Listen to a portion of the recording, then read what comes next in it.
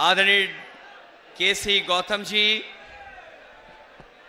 मंच पर उपस्थित समाजवादी पार्टी के राष्ट्रीय प्रमुख महासचिव आदरणीय रामगोपाल यादव जी, पार्टी के राष्ट्रीय महासचिव आदरणीय शिवपाल सिंह यादव जी, मंच पर संचालन कर रहे समाजवादी पार्टी के जिले के अध्यक्ष शिवराज सिंह जी, कांग्रेस पार्टी के जिला अध्यक्ष संदीप तिवारी जी, आम आदमी पार्टी के जिला अध्यक्ष शैलेंद्र वर्मा जी, जन अधिकार पार्टी के जिला अध्यक्ष अश्विनी कुशवाहा जी, मंच पर उपस्थित पार्टी के विधायक मुकेश वर्मा जी, सर्वेश यादव जी, सचिन जी, और मैं देख रहा हूं कि पार्टी के बहुत सारे हमारे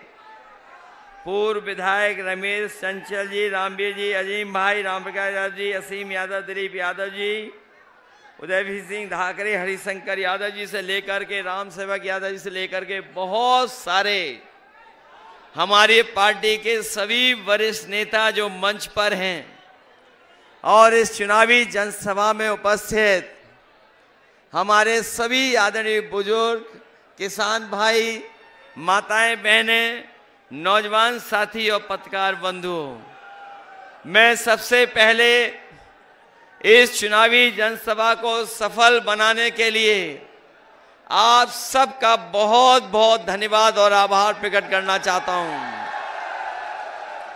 मैं देख रहा हूं जहां पंडाल पूरा भरा दिख रहा है, पंडाल के बाईं तरफ जहां ऊंची बाउंड्री है वहां से लेकर के सड़क तक और हमारे मंच के बाईं तरफ हेलीपैड के चारों तरफ और हेलीपैड के रास्ते से लेकर के हमें चारों तरफ जो लोगों का समुद्र दिखाई दे रहा है। और ये जो उत्साह है इस बार, ये जो उत्साह दिखाई दे रहा है इस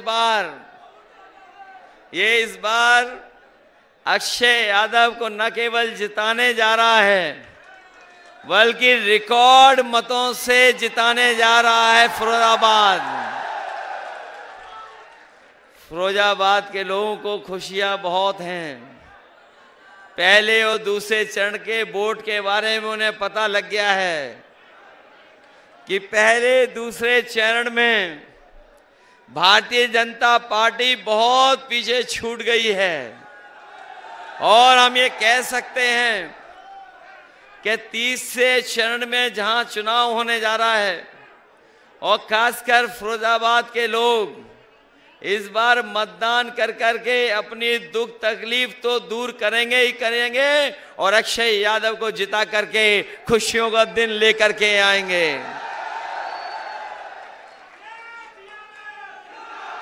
मैं देख रहा हूं कि भाजपा के लोग दिल्ली के 10 साल और उत्तर प्रदेश के 7 साल की सरकार की उपलब्धियां नहीं बता पा रहे हैं।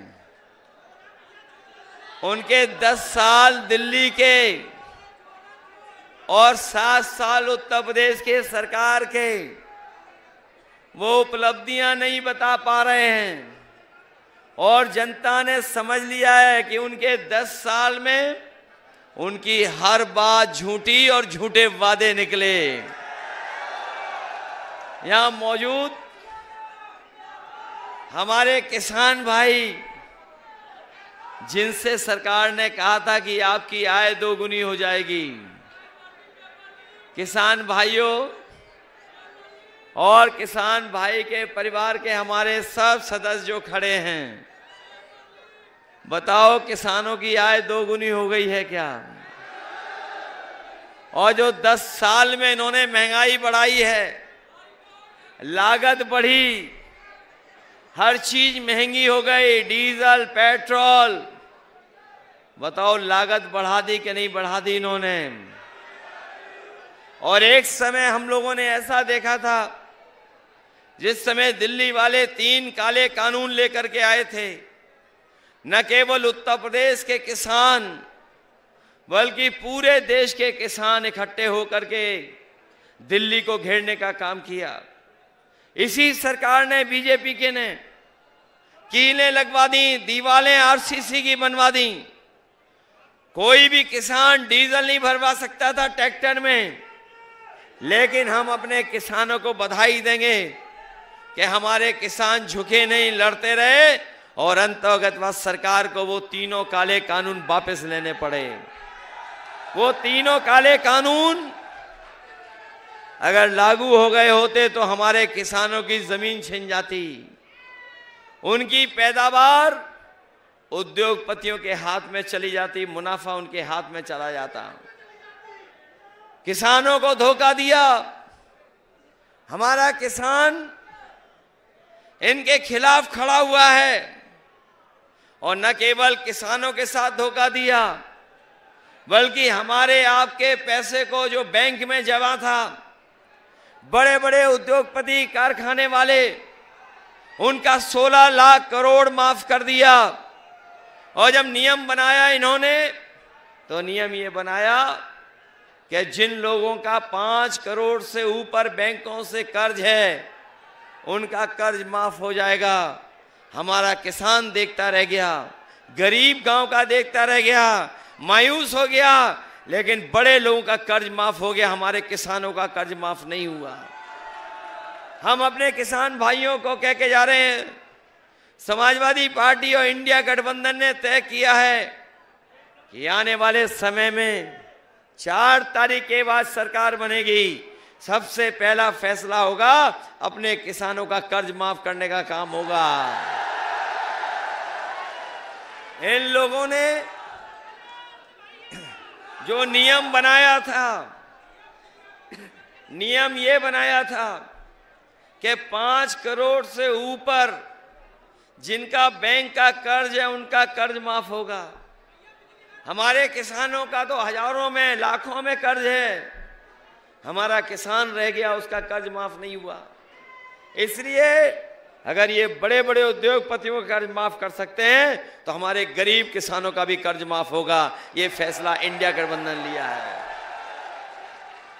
जहां किसान दुखी है वहीं नौजवानों ने इनका समय देखा है।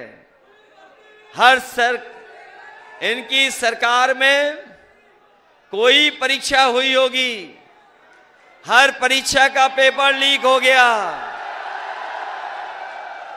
कहने को सरकार कह रही थी कि हमने परीक्षा को लेकर के बहुत इंतजाम किए हैं, बहुत सुरक्षित इंतजाम किए हैं, लेकिन हमारा मेहनत करने वाला नौजवान जो कोचिंग कर करके तैयारी करता है वो जानता होगा कि जब परीक्षा देने गया, परीक्षा तो दे आया, लेकिन जब घर लौट करके आया तो पता लगा उसका पेपर लीक था, परीक्षा कैंसिल हो गई।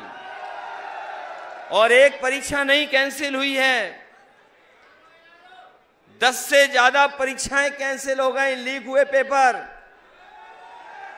ये सरकार पेपर नहीं करा पाई, परीक्षा तो दूर, ये जो भर्ती हुआ करती थी अग्निवीर में, वो अग्निवीर भी अब 4 साल की कर दी। ये 4 साल की नौकरी ऐसी है जिसमें आपको, नौजवानों को, कोई सुविधा मिलने वाली नहीं है। कोई सुविधा नहीं मिलेगी आपको। जो सुविधाएं मिलती थी पेंशन की, आपकी नौकरी कर करके आ करके जो और सुविधाएं थी वो भी नहीं मिलेगी। और अगर आप शहीद हो जाओगे अग्निवीर में, वो सम्मान भी नहीं मिलेगा जो नेताजी ने कभी तय किया था कि जवान अगर शहीद होगा सीमा पर तो वो जवान, उसका पार्थिव शरीर पूरे सम्मान के साथ घर परिवार के बीच में पहुंचेगा। कम से कम घर परिवार के लोग आखिरी दर्शन कर लें, वो भी अग्निवीर को नहीं मिलने वाला। इसलिए अपने नौजवानों से कह के जा रहे हैं कि ये 4 साल की नौकरी हम लोग कभी स्वीकार नहीं करेंगे। इंडिया गठबंधन की सरकार बनने जा रही है, अग्निवीर हमेशा हमेशा के लिए खत्म हो जाएगी। ये जहां अग्निवीर 4 साल की नौकरी है, हम अपने खाकी वर्दी पहनने वाले भाइयों से भी कहना चाहते हैं, कभी कभी वो गुस्सा बहुत दिखाते हैं। ये सरकार वाले आ गए, बीजेपी वाले, तो अभी तो अग्निवीर की 4 साल की नौकरी है, इनकी 3 साल की नौकरी हो जाएगी।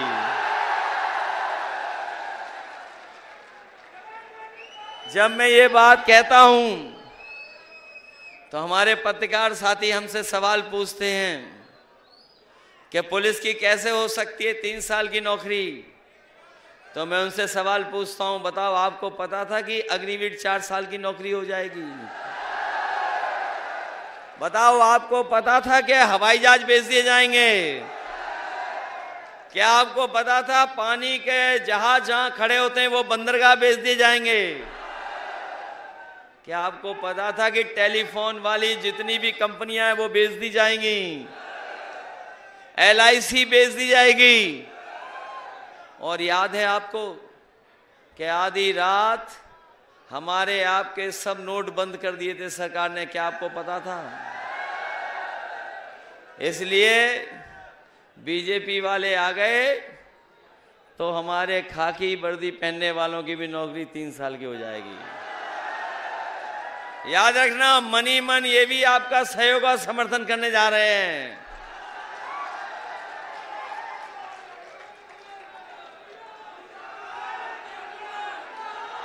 ये जब इन्हें बीजेपी के लोगों को जब वोट चाहिए था तो राशन में रिफाइंड तेल दे रहे थे, दाल दे रहे थे, नमक दे रहे थे। अब बताओ राशन में क्या दे रहे हैं? ये जो दे रहे हैं वो लगता ज्यादा पौष्टिक है। ये राशन में जो मिल रहा है वो पौष्टिक है लगता है। इसलिए समाजवादी पार्टी ने तय किया है कि राशन जो हमारे गरीबों को मिल रहा है उसकी गुणवत्ता ठीक करेंगे। और इधर हमारे लोग जानते होंगे बाजार में पैक्ड आटा बिक रहा है, पैकेज वाला आटा। और जो संपन्न लोग हैं, जो जानकार लोग हैं, वो पैकेट का ही आटा खा रहे हैं। हम अपने गरीबों को कह के जा रहे हैं कि राशन की गुणवत्ता बेहतर करेंगे और साथ ही साथ जो पैकेज का आटा है वो पौष्टिक आटा आपको देंगे और आटे का साथ साथ आपको डाटा भी फ्री देने का काम करेंगे। क्योंकि जब तक पौष्टिक आटा नहीं मिलेगा, गुणवत्ता का आपको राशन नहीं मिलेगा, तब तक हमारा आपका स्वास्थ्य बेहतर नहीं होगा। तो स्वास्थ्य बेहतर करने के लिए गरीबों का उसमें सुधार करेंगे, लेकिन इधर डाटा से ही सब कुछ चल रहा है। मोबाइल से लेकर के, लैपटॉप से लेकर के कंप्यूटर, और हर एक को डाटा की जरूरत है डाटा की जरूरत क्या नहीं है। ये जो बड़े बड़े मोबाइल वाले लोग जब शुरू में बाजार में आए थे तो डाटा फ्री देते थे, पैसा नहीं लगता था। अब डाटा का भी पैसा ले रहे हैं। तो इसलिए समाजवादी पार्टी ने तय किया है गुणवत्ता का राशन, पौष्टिक आटा और डाटा फ्री देने का काम करेंगे। याद होगा हमारे नौजवानों को समाजवादियों ने लैपटॉप दिए थे, और जिन नौजवानों पर लैपटॉप उस समय मिला होगा और अगर होगा तो आज भी चल रहा होगा, जब आप उसको चालू करते होगे तो उसमें नेताजी दिखाई देते होंगे। उसकी भी नकल कर ली बीजेपी वालों ने। बताओ नकल कर ली कि नहीं कर ली? और हम लोगों ने लैपटॉप इतना बड़ा दिया था, इन्होंने इतना बड़ा कर दिया। और हमारे नौजवान जानते होंगे घिसते रहो उंगली, वो चलता ही नहीं है। बताओ वो चलता है क्या? ये जो बोरी में चोरी हो रही है, ये जो बोरी, खाद की बोरी में जो चोरी हो रही है, ये सीखें पार्ले जी बिस्किट पैकेट से।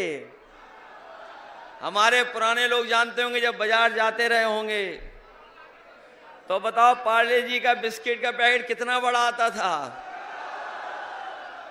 और जैसे जैसे उन्होंने मुनाफा कमाया और महंगाई बढ़ी तो बताओ पैकेट कितना हो गया। ये बीजेपी वाले आ गए तो एक बिस्किट का पैकेट मिलेगा आपको, एक बिस्किट वाला पैकेट। ये पार्ले जी से ही सीख गए हमारी बोरी की चोरी। बताओ 5 किलो पहले चोरी की है और अब 5 किलो फिर ले लिया, चोरी किया कि नहीं किया? ये दोबारा आ गए तो आपको पाउच में मिलेगी खाद। सावधान हो कि नहीं हो आप लोग? इसलिए हम लोग आपको सावधान करने आए हैं। ये बीजेपी के लोग झूठ बोल करके सत्ता में आते हैं। अभी मुझे चाचा की इंजेक्शन वाली बात से याद आ गई, वैक्सीन। इन बीजेपी वालों ने सबको वैक्सीन लगवाई थी कि नहीं लगवाई थी? सबको वैक्सीन लगवा दी, और ये हमारे नौकरी करने वालों को तो जबरदस्ती लगवा दी। बताओ कोई बचा हमारे अलावा? हमने नहीं वैक्सीन लगवाई। बताओ ये जान के पीछे पड़े कि नहीं पड़े बीजेपी वाले? और वो इलेक्टोरल बॉन्ड वाला घोटाला तो पता लग गया होगा आपको। जब से जनता जान गई है इनके इलेक्टोरल बॉन्ड के बारे में, तब से बीजेपी वालों का बैंड बज गया है। कोई सोच सकता था कि 1000 करोड़ कमाएंगे, कमीशन लेंगे? बताओ कितना पैसा लिया? 1000 करोड़ रुपया पैसा लिया, 1000 करोड़। किसी से 600 करोड़, 500 करोड़, 300 करोड़। मीट वाली कंपनी से भी पैसा ले लिया, ये वैक्सीन वालों से भी पैसा ले लिया। बताओ बाजार में दवाई महंगी हो गई कि नहीं हो गई? जब बीजेपी वाले दवाई वालों से भी पैसा ले लेंगे तो दवाई वाले अपना पर्चा भी महंगा कर देंगे और पर्चा भी छोटा कर देंगे।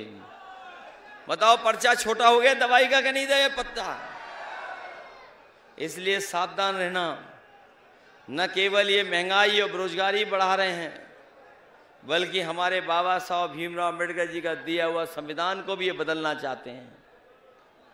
हम समाजवादी लोग कहना चाहते हैं उन लोगों से जो संविधान बदलना चाहते हैं, इस बार फिरोजाबाद की जनता उनको बदलने का काम करेगी। ये जो डबल इंजन वाली सरकार, इन्होंने हर जगह होर्डिंग लगवा दी हैं। होर्डिंग देखी आपने? उसमें पहले से ही एक इंजन गायब है, और जिसके लिए वोट मांगना है वो इंजन है ही नहीं होर्डिंग में। ये जनता जब वोट डालेगी तो वो इंजन भी गायब हो जाएगा, दिखाई नहीं देगा। इसलिए मदद करो, बीजेपी हटाओ, संविधान बचाओ। बीजेपी हटेगी तो नौकरी मिलेगी, बीजेपी हटेगी तो रोजगार मिलेगा, बीजेपी हटेगी तो हमारे नौजवानों को रोजगार, नौकरी मिलेगा, और घर परिवार में खुशियां आएंगी, घर मकान बनेगा, और चूड़ी का व्यापार भी बढ़ेगा, खुशियों के दिन भी आएंगे। बताओ इन्होंने नौकरी छीन करके 1/3 जीवन नौजवानों को बर्बाद किया कि नहीं किया? इसलिए फिरोजाबाद के लोगों से हम विशेष अपील करने आए हैं। ये सब बातें आप जानते हो, ये सब बातें आप समझते हो, लेकिन ये चुनाव हमारे आपके भविष्य के साथ साथ आने वाली पीढ़ी के भविष्य का भी चुनाव है। आने वाली पीढ़ी के भविष्य का चुनाव है कि नहीं है? इसलिए हम आपसे अपील करने आए हैं कि इस चुनाव में आप सब लोग मिलकर के अक्षय यादव जी को ऐतिहासिक वोटों से जिताने का काम करना। जिताओगे आप? इस बार तो चाचा भी लड़ रहे हैं चुनाव बदायूं से, ये तो पता ही होगा। आदित्य लड़ रहे हैं, चुनाव वहीं से शुरू हो रहा है, बदायूं के संभल से, और यहां फिरोजाबाद तक है चुनाव। बगल में मैनपुरी है। 2 चरणों में तो ये हार गए हैं, इस तीसरे में इनका सफाया होने जा रहा है। सफाया करोगे इन बीजेपी वालों का? इसलिए मदद करना, अपने बूथ को जिताने का काम करना, अपने बूथ की रक्षा करनी है, अपने बूथ की रक्षा करनी है आपको, और सावधान रह के मतदान करना है आपको। और ये ऐसा चुनाव है जिसमें जनता भारतीय जनता पार्टी के खिलाफ खड़ी है। इसे जनता का सहयोग लो और घर घर जाकर के हमारी तरफ से भी वोट मांगना अक्षय यादव जी के लिए। बस यही निवेदन, यही अपील मैं आपसे करना है। मुझे पूरा भरोसा है आप सब लोग मिलकर के अक्षय यादव जी को ऐतिहासिक वोटों से जिता करके इस बार लोकसभा में भेजने का काम करेंगे। हम आपको भरोसा दिलाते हैं, जिस तरीके से फिरोजाबाद में, जिस तरीके से पहले भी हम लोगों ने काम किया था, इस बार भी हम लोग काम करेंगे, मदद करेंगे, विकास को आगे बढ़ाएंगे। और जहां तक अपने प्रशासन का सवाल है, इस बार तो जनता इतना समर्थन में है कि कोई कुछ नहीं कर पाएगा। जनता का चुनाव होने जा रहा है, किसी की मनमर्जी नहीं चलने वाली है। इस बार संविधान की बात होने जा रही है, और संविधान की जब बात होगी तो सबका साथ मिलेगा। इसलिए सब लोग मिलकर के मुकाबला भी करना। अगर कहीं रोके आपको कोई वोट डालने के लिए तो कहीं घबरा तो नहीं जाओगे आप लोग? अरे फिरोजाबाद के लोग तो घबराने वालों में से नहीं हैं। क्यों घबराने वाले हो क्या आप लोग?